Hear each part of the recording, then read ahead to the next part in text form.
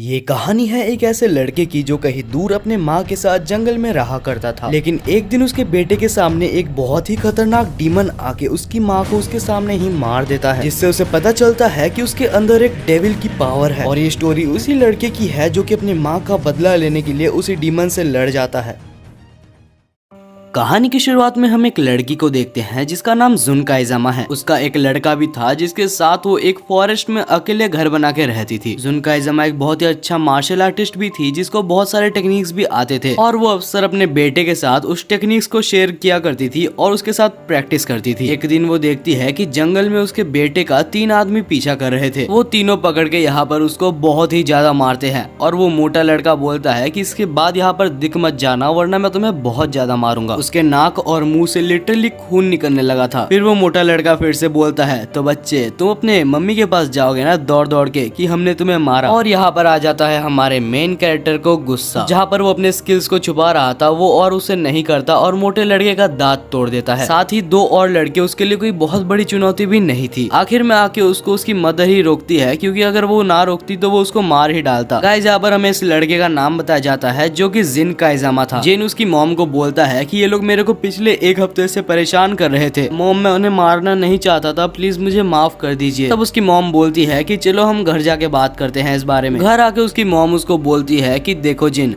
तुम यहाँ के रहने वाले नहीं हो, इस वजह से अपना गुस्से को कंट्रोल करना सीख लो, क्योंकि तुम ऐसे किसी के ऊपर भी हाथ नहीं उठा पाओगे। तुम्हें उन छोटे बच्चों पर हाथ उठाना नहीं चाहिए था। तुम इतने दिनों से मेरे से काइजामा सीख रहे हो लेकिन तुम आज हार चुके हो। जिन बोलता है कि नहीं मॉम, मैं उनसे जीत चुका था। उसकी मॉम बोलती है कि काइजामा का पहला रूल ये है कि अपने गुस्से में कंट्रोल रख के दूसरों को हार्म ना पहुंचाना। जिन बोलता है कि शायद आज मैं हार गया। फिर जिन की मॉम बोलती है, मैं यहाँ पर इसलिए रह रही हूँ ताकि मैं दूसरों से डिटैच रहूं और यहाँ पर खुद ट्रेन करके स्ट्रॉन्ग बनूं, साथ ही मैं तुम्हें भी यहाँ पर स्ट्रॉन्ग बनाना चाहती हूँ। इसके बाद जिन बोलता है कि मेरे पापा के बारे में मॉम आपने अभी तक मेरे को कुछ भी नहीं बताया है। लेकिन फिर जुन बातों को घुमाते हुए बोलती है, जिन अपने स्टडीज पे जैसे फोकस करते हो वैसे ही मार्शल आर्टिस्ट पे भी फोकस किया करो। अगले सीन में हम यहाँ पर जिन और जुन को देखते हैं जो कि ट्रेनिंग करने के लिए गए होते हैं। ट्रेनिंग में जिन यहाँ पर उसकी मॉम के ऊपर एक अटैक करता है लेकिन वो आराम से उसको ब्लॉक कर देती है और उसके बाद बोलती है कि यहाँ पर सबसे पहला दुश्मन तुम खुद के हो, क्योंकि तुम्हें अपने ऊपर पहले विश्वास करना होगा ताकि तुम फाइट कर सको। इसके बाद जुन अपना एक स्पेशल अटैक करती है जिसमें वो हवा में उड़ के यहाँ पर जिन को मारने वाली थी, लेकिन फिर वो रुक जाती है और बोलती है ये है काइजामा का सबसे स्पेशल टेक्निक। जिन इस टेक्निक का नाम आनसुई रुई है। इसके बाद जिन उस टेक्निक को अप्लाई करने की कोशिश करता है लेकिन वो पूरी अच्छी तरीके से नहीं कर पाता। जहाँ जुन बोलती है कि बहुत अच्छा ट्राई किया लेकिन तुम्हें थोड़ा टाइम लगेगा ये सीखने में। ट्रेनिंग करते रहो जिन, तुम इसको जरूर मास्टर कर लोगे। अगले सीन में हम देखते हैं जुन को जो कि खाना बना रही होती है और यहाँ पर जिन पूछता है कि मॉम आज खाने में क्या बना रहे हो। तब वो बोलती है कि ये तो कुछ स्पेशल है और तभी बाहर से हम देखते हैं कुछ आवाज आने लगती है। जब वो बाहर जाती है तो वहाँ पर वही लड़का आया होता है अपने पापा के साथ जो कि यहाँ पर जिन से पिट के गया था। उसके पापा ने यहाँ पर शराब पी हुई थी जिस वजह से वो शराबी हालत में बोलता है, किसने मारा मेरे बेटे को?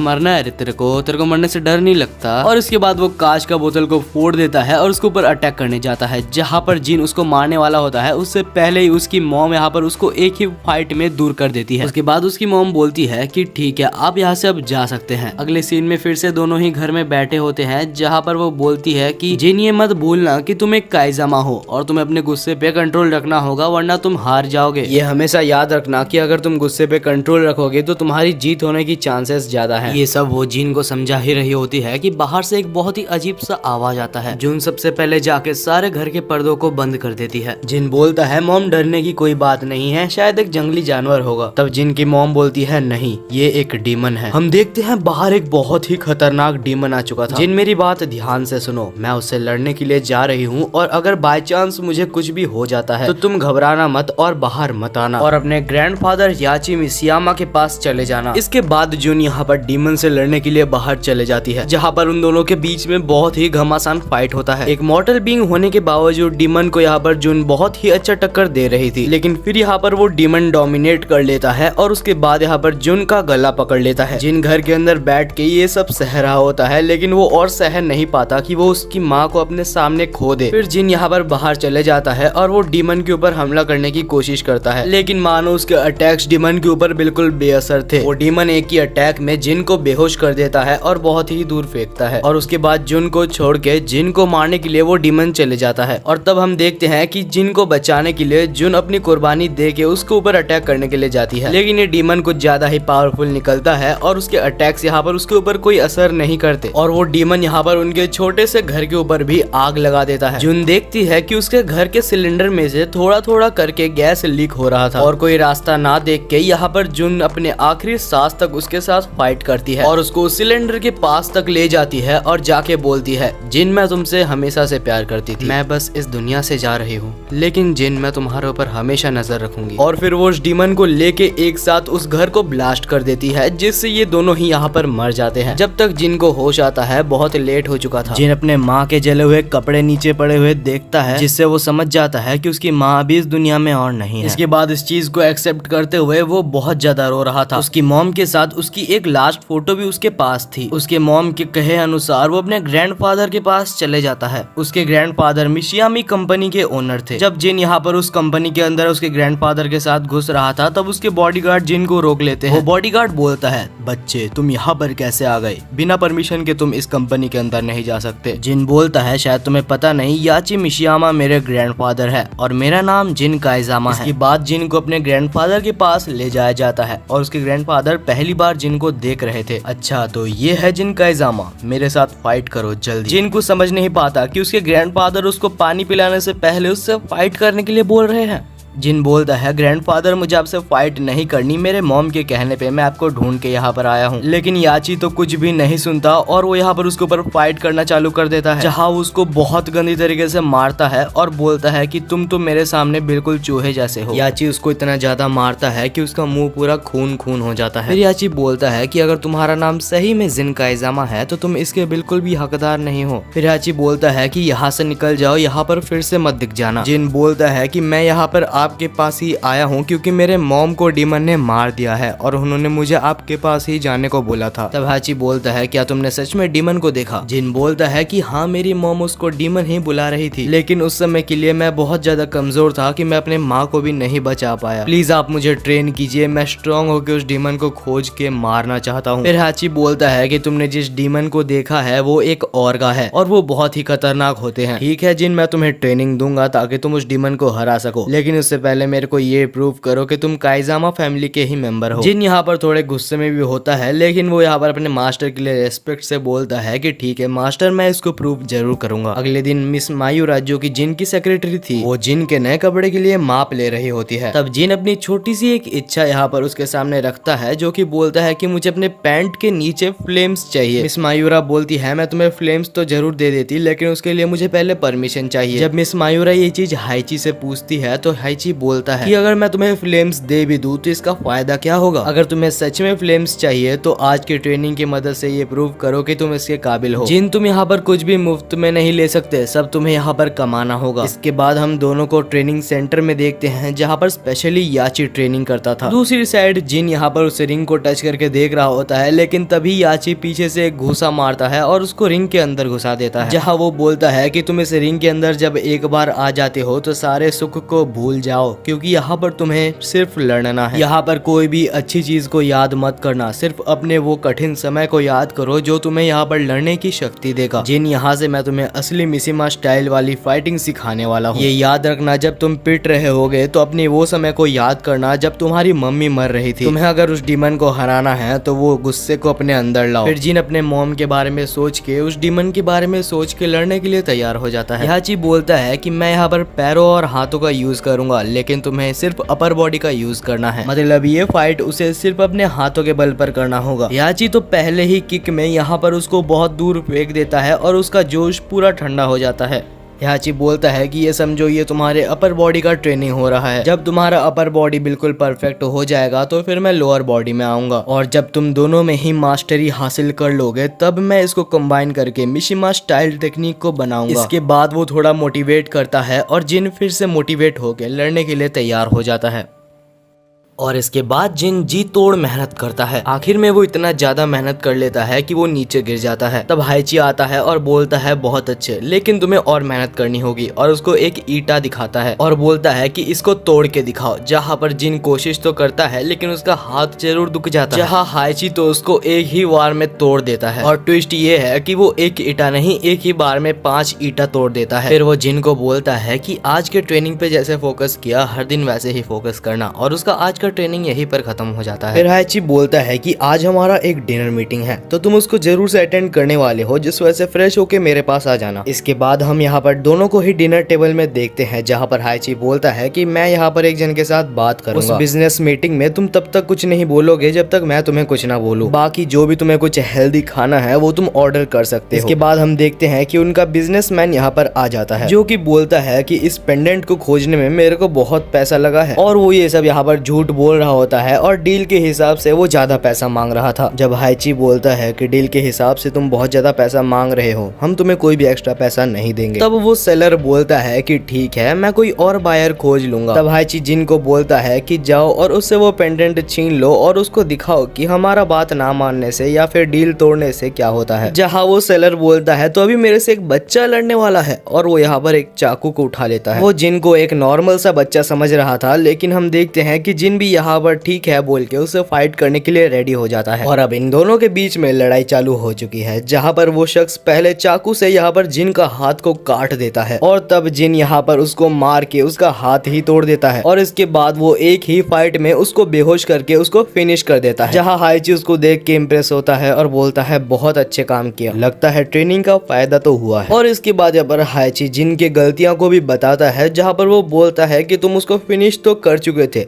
लेकिन तुम्हारे अंदर बहुत नर्वसनेस था, जो कि एक फाइटर का सबसे वीक पॉइंट होता है। इस चीज को लेके कल तुम मेरे साथ काम करोगे। अब दूसरा दिन आ जाता है, जहाँ पर जिन के दूसरे दिन की ट्रेनिंग चालू हो जाती है। उससे पहले हम हाइची को यहाँ पर अपने ऑफिस में काम करते हुए देखते हैं, जो कि मिस मायूरा को बोलता है हमारे साइंटिस्ट को बोलो कि इस पेंडेंट में से जितना इन्फॉर्मेशन हो सके वो निकाल के मुझको दे। और तब हम देखते हैं कि यहाँ पर हाइची को एक मेल भी आया होता है, जो कि एक फाइटिंग टूर्नामेंट के बारे में था। अब हम फिर से डे 2 में दोनों की ट्रेनिंग को देखते हैं, जहाँ जिन फिर से अपने ग्रैंडफादर के साथ फाइटिंग कर रहा था, जहाँ पर वो बार बार मार खा रहा था, लेकिन इस बार वो उठ के फिर से फाइट करने के लिए रेडी था। जिन यहाँ पर हर तरह की ट्रेनिंग कर रहा था अपने ग्रैंडफादर के कहने पे। वो अपने हाथों को भी मजबूत करता है, पैरों को भी मजबूत करता है। जब भी जिन को डिमोटिवेट फील होता था तो वो सोचता था कि उसकी मॉम कैसे उस डीमन के हाथों मारी गई थी। उसके ग्रैंडफादर उसको स्कूल भेजा करते थे ताकि उसका माइंड उतना ज्यादा भी ना बिगड़ जाए। यहाँ पर जिन का एक दोस्त भी बन गया था, जिसका नाम होरैंग था। जब उसके ग्रैंडफादर बिजी होते थे तो उसके साथ वो फाइटिंग किया करता था। बहुत महीनों की इंटेंस ट्रेनिंग के बाद यहाँ पर हम देखते हैं जिन की बॉडी को, जो कि बहुत ही अच्छी बन चुकी थी। साथ ही यहाँ पर जिन को अपनी मनचाही पैंट भी मिल चुकी थी, जिसमें फ्लेम्स भी थी। आखिरी में हम देखते हैं उसके ग्रैंडफादर को, जो कि बोलते हैं जिन तुम सही में अभी बहुत काबिल बन चुके हो, तो क्यों ना आज अपनी पूरी पावर से आमना सामना करें। दोनों के बीच में एक इंटेंस फाइट चालू हो जाती है, जहाँ पर जिन बहुत ही अच्छा टक्कर दे रहा होता है, लेकिन उसके ग्रैंडफादर अभी तक पूरी पावर यूज ही नहीं कर रहे थे, फिर भी वो उसको अच्छे से कंट्रोल कर ले रहे थे। जहाँ पर हाइची उसको चिढ़ाता है और बोलता है तुम अभी भी कमजोर हो। और कमजोर सुन के उसकी आंखें लाल कलर की चमकने लगती है, और लाल कलर की ये उसकी आंखें चमक रही है ये जिन को खुद भी नहीं पता था। लेकिन वो लाल आंख के आते साथ ही उसकी फाइटिंग स्टाइल में बहुत चेंजेस आ चुके थे। उसकी स्पीड, उसकी पावर और उसकी फाइटिंग स्टाइल पूरी तरीके से बदल चुकी थी। उसकी स्पीड इतनी ज्यादा बढ़ जाती है कि अभी तक उसके ग्रैंडफादर, जो कि मजे में उसको ले रहे थे, उसको अभी कंट्रोल भी नहीं कर पा रहे। और आखिर में अपने एक लाइटनिंग स्ट्राइक के साथ वो अपने ग्रैंडफादर को हरा देता है। याची यहाँ पर जिन को देखता है और हंसता है, फिर बोलता है कि बहुत बढ़िया जिन, तुमने आखिरकार उसको अनलॉक कर ही लिया।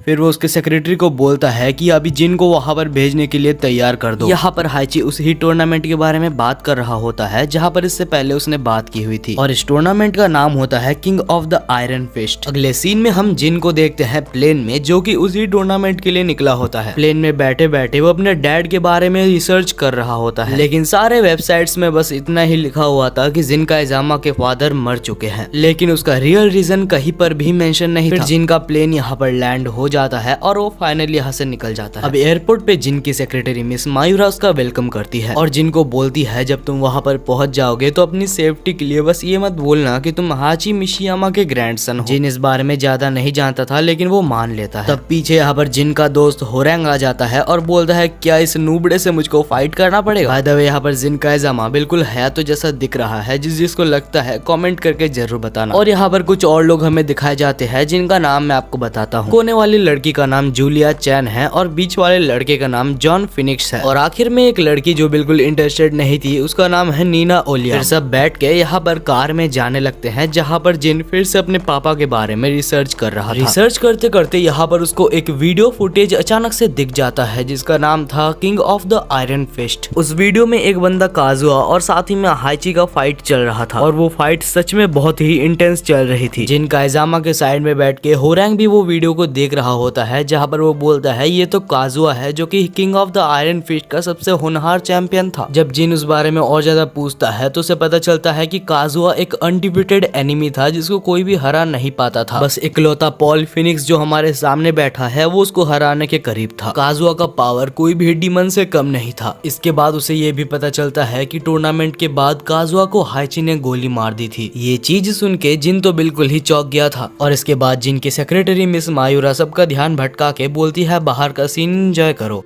जिन और साथ ही में उसके दोस्त अभी अपने डेस्टिनेशन में पहुंच चुके थे, जहां कार से एक और कॉन्टेस्टेंट उतरता है और इस कॉन्टेस्टेंट का नाम लियोस मेयर होता है, और वो कॉन्टेस्टेंट यहाँ पर जिन को ही देख रहा होता है। इसके बाद जिन यहाँ पर अपने सेक्रेटरी मिस मायूरा के पास आता है, क्योंकि उसको ग्रैंडफादर बोलने से मना किया गया था, तो वो बोलता है मिस्टर मिसियामा कहाँ पर है। तब मिस मायूरा बोलती है कि वो पहाड़ के ऊपर मिस्टर मिसियामा खड़े हुए हैं। हम यहाँ पर हाइची को देखते हैं जो कि पहाड़ के ऊपर से पुराने दिनों को याद करते हुए कुछ सोच रहा होता है। तब जिन वहाँ पर आ जाता है और पूछता है तो यही वो जगह है जहाँ पर वो फाइट होने वाली है। तब हाइची बोलता है ये एक टूर्नामेंट है। जिन मेरी बात ध्यान से सुनो, ये वही टूर्नामेंट है जहाँ पर वो डीमन जिसने तुम्हारी माँ को मारा था, पॉसिबिलिटी ये पूरी है कि वो डीमन तुम्हें यहाँ पर भी देखने को मिल जाए। तब जिन इस बात को समझता है और बोलता है ठीक है, मैं इस बात को लेके सीरियस हूँ। इसके बाद जिन अपना असली सवाल पूछता है, वो बोलता है बताओ इससे पहले टूर्नामेंट में मेरे डैड आखिर कहाँ पर मरे थे। हाइची भी यहाँ पर अपना सवाल घुमाते हुए बोलता है कि अपने पास्ट को भूलने की कोशिश करो और अभी प्रेजेंट में ध्यान दो। और यहाँ पर जिन कुछ भी नहीं बोलता और वहाँ से चला जाता है। फिर हम देखते हैं कि टूर्नामेंट यहाँ पर बिल्कुल ही चालू होने वाला था, जहाँ पर सारे कॉन्टेस्टेंट्स यहाँ पर आ चुके थे। Anna William, Forest Law, Steve Fox, Anna माडे, योशी मित्सु और साथ ही में यूमा भी, और साथ ही और 3 कॉन्टेस्टेंट्स। और इसके बाद हम मिस मायूरा को देखते हैं जो कि सबका वेलकम करती है, और साथ ही हमें यहाँ पर हाइची को भी दिखाया जाता है। हाइची बोलता है कि तुम सबका यहाँ पर स्वागत है, और ये याद रखना कि यहाँ पर कोई भी एरे गहरे फाइटर्स नहीं आते। पूरे वर्ल्ड के बेस्ट फाइटर्स में से भी कुछ फाइटर्स ही यहाँ पर आ पाते हैं। आज की रात कोई भी फाइट नहीं होने वाली, लेकिन कल से ये टूर्नामेंट चालू होने वाला है, और यहाँ पर सारे अच्छे अच्छे खाने भी उनको दिए जाते हैं, साथ ही में ड्रिंक्स भी रखे होते हैं। दूसरी साइड कुछ इन्फॉर्मेशन पता लगाने के लिए नीना विलियम्स के पीछे जिन चला जाता है। तभी बीच में उसको एक आदमी मिलता है, और वो वही आदमी था जिसका नाम लियोस मेस था। वो आदमी पूछता है तो क्या तुम जिन काइजामा हो। जिन बोलता है हाँ मेरा नाम जिन काइजामा है। वो बोलता है मुझे पता है कि तुम हाइची मिशियामा के स्टूडेंट हो और तुम्हें मारने में मुझे बहुत मजा आएगा। जिन बोलता है अगर ऐसी बात है तो यहीं पर चालू हो जाओ, देखते हैं कौन जीतता है। ये सारी चीज ड्रोन से हाइची भी देख रहा था, इसका अंदाजा जिन को लग जाता है, जिस वजह से वो रुक जाता है। और हाइची यहाँ पर पहला टूर्नामेंट उन दोनों के बीच में ही सेट करने के लिए मिस मायूरा को बोल देता है। इसके बाद जिन यहाँ पर नीना विलियम्स का पीछा करते हुए जा रहा होता है, जहाँ पर नीना विलियम्स को भी इसका अंदाजा लग जाता है। और फिर नीना विलियम्स उसको पूछती है कि आखिर तुम मेरा पीछा क्यों कर रहे हो। जिन बोलता है मेरा नाम जिन काइजामा है, और क्या तुम मुझे काजुआ के बारे में कुछ बता सकती हो। जहाँ पर नीना विलियम्स बोलती है कि मेरा पीछा करना बंद कर दो वरना तुम्हारे लिए अच्छा नहीं होगा, और ये बोल के वो यहाँ से चली जाती है। और तब जिन फिर कहीं दूर यहाँ पर फिनिक्स को भी देखता है जो कि ड्रिंक कर रहा था। जिन उसको भी इंट्रोड्यूस करता है, जहाँ पर फिनिक्स बोलता है कि तुम नीना से बात मत ही करो क्योंकि वो बिल्कुल भी फ्रेंडली नहीं है। जिन बोलता है कि तुम एक बार काजुआ से फाइट कर चुके हो तो तुम्हारा क्या उसके बारे में ओपिनियन है। तब फिनिक्स बोलता है कि वो एक प्योर डेविल था जो कि जीतने के लिए कुछ भी कर सकता है और उसने मिशिमा स्टाइल की एक खास टेक्निक को भी यूज किया था जो कि बिल्कुल बैन था। फिर जिन पूछता है क्या तुमने हाइची और काजुआ का फाइट को अपने आंखों से देखा है। और तब फिनिक्स यहाँ पर याद करता है अपने पास्ट को जहाँ पर वो फाइट चल रही होती है। फिनिक्स वहाँ पर उस फाइट को देख रहा होता है जहाँ पर हाइची और काजुआ लड़ रहे थे और काजुआ यहाँ पर वर्ल्ड का स्ट्रॉन्गेस्ट बनने के लिए हाइची को यहाँ पर एक गड्ढे में फेंक देता है। जहाँ सबको लग रहा था कि हाइची मर गया है, वो वापस आके काजुआ को मार देता है। दूसरे दिन हम देखते हैं कि यहाँ पर हाइची सबके मैच मेकिंग को सिलेक्ट कर रहा होता है। जहाँ जिन आके बोलता है कि मिस्टर मिशिमा मुझे आपसे बात करनी है, जहाँ पर हाइची बोलता है कि नहीं अभी नहीं। तब जिन बोलता है कि जो भी काम कर रहे हैं उसको बंद कीजिए और मेरा क्वेश्चन का आंसर दीजिए। जहाँ बाकी दोनों उस रूम से बाहर चले जाते हैं और दोनों अकेले में बात करते हैं। जिन पूछता है कि क्या आपने मेरे फादर को मारा था। हाइची आंसर देता है कि तुम्हारे डैड यहाँ पर एक प्योर डेविल बन चुके थे और उसका जिंदा रहना एक वार्निंग से कम नहीं था। एक्चुअली उसमें एक डेविल बिलोंग करता था और जब भी वो कमजोर होता था वो डेविल उसको पावर देता था। ये चीज मुझे बाद में समझ आई और तुम इस चीजों के बारे में सोचना बंद कर दो क्योंकि तुम्हें अपनी पावर को इंक्रीज करना है, ना कि तुम्हारी पापा। दूसरी साइड हम हाइची को देखते हैं जो कि मिस मायूरा के साथ यहाँ पर एक प्लान बना रहा होता है जो कि बोलता है कि मैं जिन को बस एक चारे की तरह यूज कर रहा हूँ ताकि मैं ओर्गा को पकड़ पाऊँ। वो आखिर हारे या जीते मुझे उससे कोई फर्क नहीं पड़ता। हाइची को यहाँ पर ओर्गा के पावर्स के बारे में जानना होता है ताकि वो जान सके कि आखिर उसके बेटे को यहाँ पर ओर्गा ने पोजेस कैसे किया था। दूसरी साइड हम जिन को देखते हैं जब वो स्कूल जा रहा था तो उसकी एक दोस्त थी जिसका नाम सायू था। एक दिन यहाँ पर जिन बैठ के मेडिटेशन कर रहा होता है। जब सायू वहाँ पर पहुँचती है और बोलती है कि तुम्हारा कुछ देर में मैच है तो तुम यहाँ पर मेडिटेशन क्यों कर रहे हो। जिन बोलता है कि बस ऐसे ही मेरा स्ट्रेस रिलीव करने के लिए। सायू बोलती है कि तुम्हारा पहला ओपोनेंट जो है वो एक कुंफू मास्टर है तो थोड़ा सा बच के रहना। इसके बाद हम डायरेक्ट यहाँ पर टूर्नामेंट वाले स्टेज में देखते हैं जहाँ पर सबका स्वागत होता है। मायूरा बोलती है कि सबका स्वागत है टूर्नामेंट ऑफ आयरन फिस्ट में, जहाँ पर पहला टूर्नामेंट होने वाला है लियोस मेस वर्सेस जेन काइजामा। तो क्या तुम दोनों ही फाइट के लिए रेडी हो। दोनों ही यहाँ पर रेफरी को हाँ बोलते हैं और फाइट स्टार्ट हो जाती है, जहाँ दोनों में बहुत ही अच्छी फाइट हमें देखने के लिए मिल रही थी। लेकिन क्योंकि वो एक कुंफू मास्टर था तो उसके पास बहुत सारी टेक्निक्स थी, वो उसको अलग अलग कुंफू टेक्निक्स से डोमिनेट करने लगा था। जेन अपना हौसला खो ही रहा था कि तब वो याद करता है कि आखिर उसकी माँ उस डीमन से कैसे मारी गई थी और अभी उसको जीतना ही होगा ताकि वो उस डीमन से बदला ले सके। और फिर जिन उठ खड़ा होता है और यहाँ पर वो इस बार अच्छी टक्कर उसको दे रहा होता है, जहाँ जिन के एक ही पंच में वो नीचे गिर जाता है। जिन बोलता है कि हार मान लो क्योंकि तुम मुझसे नहीं जीत सकते। अचानक से वो उठ के जिन को दूर फेंक देता है, लेकिन जिन फिर कम बैक करके उसकी हड्डी तोड़ देता है और फिर उसकी हड्डी टूट गई थी जिस वजह से वो लड़ नहीं पाता। फिर हम जिन को अपने रेस्ट रूम में देखते हैं। तभी यहाँ पर होरैंग भी आ जाता है और यहाँ पर दोनों किंग ऑफ आयरन फिस्ट के बारे में बात कर रहे होते हैं। दूसरी साइड यहाँ पर सबका मैच हो रहा होता है, जहाँ पर से विनर्स का नाम होता है एना विलियम, जूनिया चैन और लास्ट विनर होता है खेंग। अब इसके बाद जिन अपने टूर्नामेंट में जाता है जहाँ पर उसकी दोस्त सायू और साथ ही जूनिया चैन का मैच होने वाला था। जिन उसको गुड लक बोलता है और यहाँ पर दोनों के बीच में टूर्नामेंट चालू हो जाता है। जूनिया चैन यहाँ पर एक बहुत ही प्रोफेशनल किलर होती है जिस वजह से सायू यहाँ पर पहले हारने लगती है। जिन उसको देख के परेशान हो ही रहा होता है कि तभी हाइची बोलता है चिंता मत करो, वो एक हाई स्कूल स्टूडेंट है लेकिन उसके अंदर बहुत दिमाग है। वो पहले अपने ओपोनेंट्स को ऑब्जर्व करती है और उसके बाद उनको मारती है। जहाँ सायू ऊपर जंप करती है और उसके ऊपर चढ़ जाती है, जहाँ पर वो उसे आसानी से नॉकआउट कर देती है। इतने प्रोफेशनल किलर को इतनी आसानी से मारता हुए देख यहाँ पर जिन भी चौंक जाता है और बोलता है कि सायू को जितना स्ट्रॉन्ग मैंने सोचा था वो उससे कहीं ज्यादा स्ट्रॉन्ग है। उसी रात जिन लियोरी स्मिथ के कमरे में जाता है और जाके पूछता है कि आखिर तुम्हारा पैर कैसा है। वो जवाब देता है हाइची का स्लेव कब से दूसरों की परवाह करने लगा। जिन बोलता है मैं कोई उसका नौकर नहीं हूँ, मैंने बस हाइची से अपना फाइटिंग स्टाइल सीखा है। तब वो बोलता है कि हाइची कोई भी अच्छा आदमी नहीं है,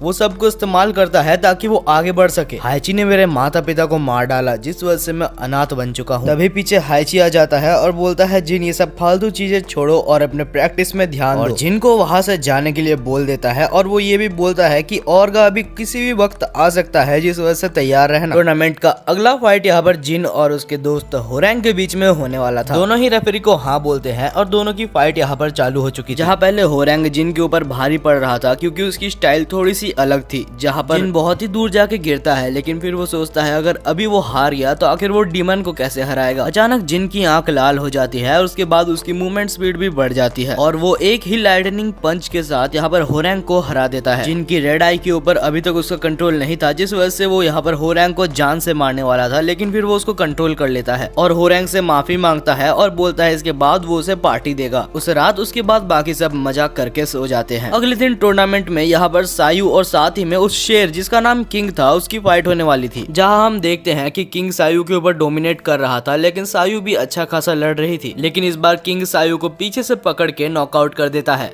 और हम देखते हैं कि सायू की हालत बहुत खराब हो चुकी थी, जिस वजह से वो एक हॉस्पिटल में एडमिट हो गई थी। जिन उसका हालचाल पूछने हॉस्पिटल में आता है, जहाँ पर वो बोलती है कि मेरे को कोई लेक्चर मत देना क्योंकि मैं पहले से ही बहुत टेंशन में हूँ। जिन बोलता है नहीं, मैं सिर्फ तुमसे बात करने के लिए आया था। जिन बोलता है कि सायू चिंता मत करो, मैं तुम्हारा बदला किंग से जरूर लूंगा। जहाँ पर किंग ये सारी बातें बाहर से सुन रहा होता है। अगले सीन में हम देखते हैं कि किंग और फिनिक्स का फाइट चालू होने वाला था। याची बोलता है कि मैं तुम्हें एक बात बता दूं जिन, उस मास्क के पीछे जो किंग है वो हमारा किंग नहीं है जिसको हम जानते थे। इन्फॉर्मेशन मिली है कि वो किंग अभी भी अननोन है, हमें तो ये तक नहीं पता कि उस मास्क के पीछे से कौन खेल रहा है। और ये भी पता चला है कि ओरिजिनल किंग को ऑर्गा ने मार दिया था। ये बात सुन के जिन पूरी तरीके से चौंक चुका था। याची बोलता है फिलहाल सब चीजों को छोड़ो, अब इन दोनों के फाइट के ऊपर फोकस करो। ये दोनों का फाइट यहीं पर चालू हो जाता है, जहाँ पर दोनों एक दूसरे को बहुत ही अच्छा टक्कर दे रहे थे। फिनिक्स अपना डेडली मूव को यूज करता है जो कि बहुत ही खतरनाक था, लेकिन वो देखता है कि किंग के ऊपर उसका कोई खास असर नहीं होता।